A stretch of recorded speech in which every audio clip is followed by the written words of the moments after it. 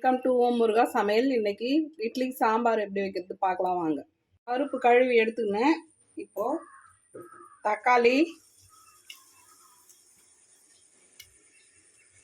புளி, பச்சை மிளகா, சீரகம் அரை ஸ்பூன்,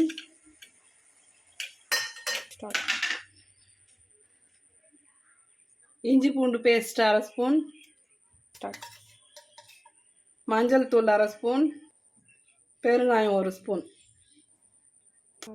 குக்கர் மூடிக்கலாம். சாம்பாருக்கு பொடி வறுத்து எடுத்துக்கலாம். அதுக்கு தனியா, காஞ்ச மிளகா, தனியாவும் மிளகாவும் வறுப்பட்டுச்சு பாற வச்சுக்கலாம். பருப்பு வெந்துடுச்சு. இப்போ கடைச்சிக்கலாம். தேவையான அளவு உப்பு போட்டுக்கலாம்.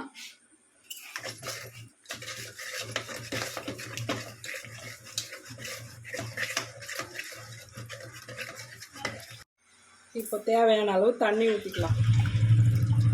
வச்சாச்சு. இப்போ எண்ணெய் ஊற்றிக்கலாம்.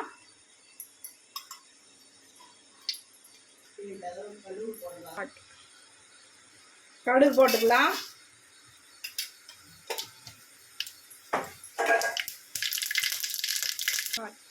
மிளகா போட்டுக்கலாம். கருவேப்பிலை போட்டுக்கலாம்.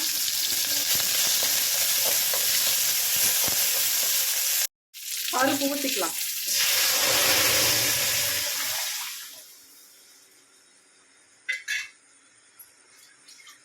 வறுத்து அரைச்ச பொடி 2 ஸ்பூன் போட்டுக்கிறேன்.